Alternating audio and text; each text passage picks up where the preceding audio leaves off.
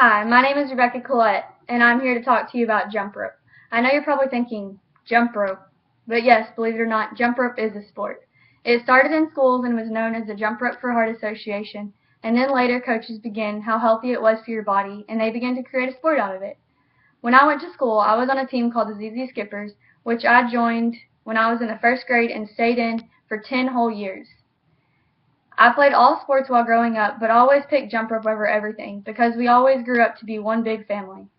There are competitions for jump rope, and during them there are several events to compete in, such as individual speed events, group speed events, individual freestyle, and group freestyles.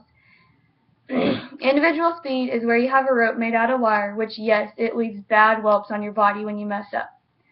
But you put one foot down at a time and move the rope under each foot as fast as you can. Group speed events use the same concept, but with double dutch wire ropes, and it takes 2 turners to turn the ropes and 1 to 2 jumpers to jump them. Individual freestyle events are complicated.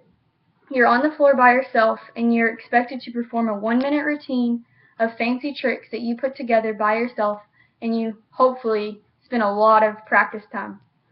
Group freestyle events are similar to individual freestyle events, besides the fact that you have a group of 3 or 4 people with you, and you are to perform with beaded double dutch ropes.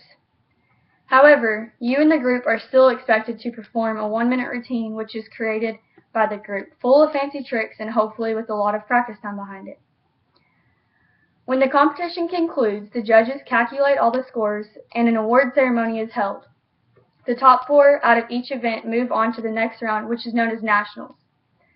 While I was in jump rope, nationals took me to Disney World in Florida 5 times, Galveston once, California once, and Ohio twice. At nationals, you only compete in the events that you advanced in.